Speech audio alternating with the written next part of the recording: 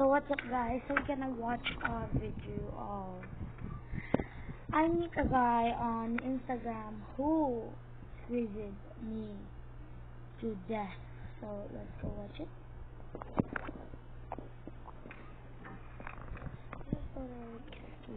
This happened when I was at college studying acting.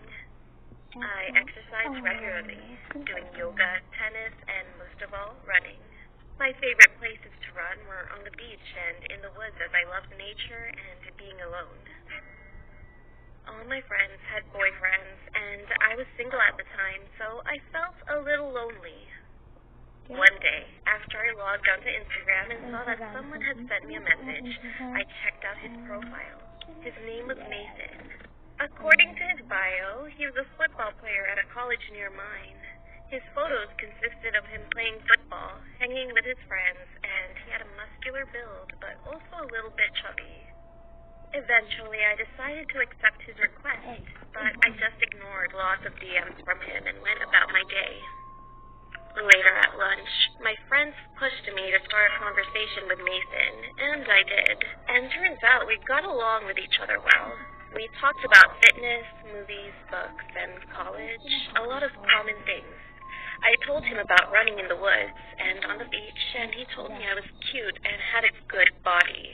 He had also asked me if we could meet sometime. He seemed nice, but I was unsure. A couple of days later, I went out for a run around 6 in the morning. Although it was an early morning, outside it was really hot, so I wore a sports crop top and shorts. I was confident with my body anyway. As I went outside, I noticed there was a black car parked outside. I looked closer and could see someone looking at me. And when I left the woods at the same place where I went in, I noticed the same black car was parked nearby. I was scared. I started running back to my dormitory. As I looked back, I noticed the car wasn't following me. I calmed down a little bit and thought maybe that wasn't the same car. When I went back to my dorm, the black car wasn't there, and I felt safe. I had a shower, changed, and got ready for the first lesson. I checked Instagram and saw that Mason had messaged me. He told me he wanted to wrestle me. I thought nothing of it and just texted back, "Sounds fun," with a winky face. As I was just about to leave my dorm for the first lesson, he messaged me again, asking to meet me at his dorm at his college, and that he wanted to meet me because he loved me. I felt bad as I wasn't interested in a relationship. I sent him a message back telling him that I wasn't interested in it and just wanted to stay friends. Throughout the rest of the day, Mason didn't message me back. I started to feel bad, but I thought I'd wait a couple of days to message him back to ask if he was okay.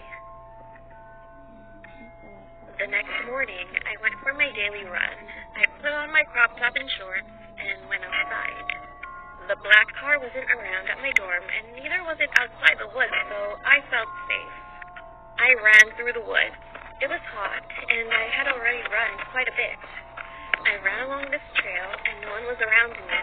That was until a figure jumped out from behind a tree, a meter in front of me, shouting, "Surprise!" It was Mason. I asked him what he was doing and how he found me. He said that he became impatient. There's a cure gonna happen for this one. So, I'm gonna see this one again. I'm gonna be scared. And just wanted to meet me. He had parked his car nearby, so we could go on a date, he said. I was sure it was the same black car as before, and I was surprised and pretty nervous.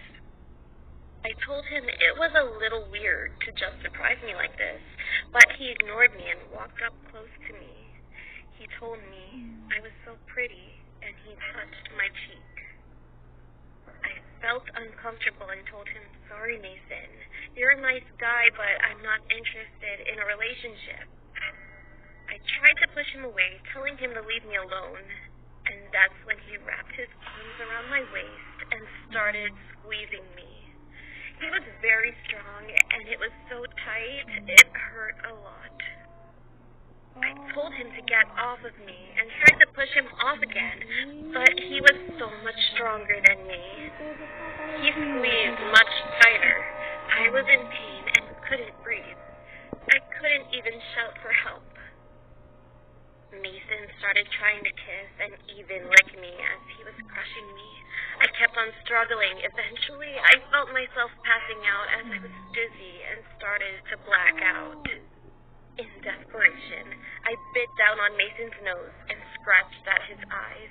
He said, "Let go of me, bitch," and pushed me down as he held his face. As I got my breath back, I got up and started sprinting out of the woods. Finally, I got to college and told my friends what happened, and then explained it to the police. I wanted to press charges and a restraining order on him. They told me they'll investigate it as soon as possible. I blocked Mason on Instagram as well as Twitter and Facebook. He didn't follow me on either, but I blocked him just in case. The next time I heard about Mason was after his trial. It turns out that he was kicked out of his college for assaulting another girl a month before. The police also found out he had planned on kidnapping me as he had a notebook about me and what he wanted to do with me and other women, which includes some of the vilest things. How he wanted to kill women in several different ways and violate the bodies afterward. He even wrote at length about how he wanted to squeeze a woman to death with his arms. I threw up when I found out. Though it may sound unlikely, it is possible to murder someone by squeezing them hard and long enough, preventing them from breathing and causing asphyxiation. Considering how strong he was and how small I am, I'm certain he could have killed me.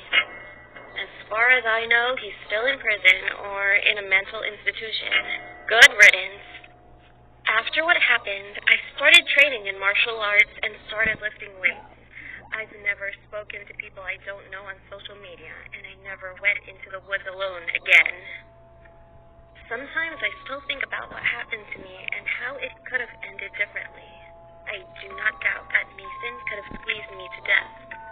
What I want to know is what he would have done with me afterwards. Indeed, I'm so scared. Make sure to subscribe to this channel. And yeah, I don't want to work anymore. I'm gonna go to bed and nightmares. I don't watch this.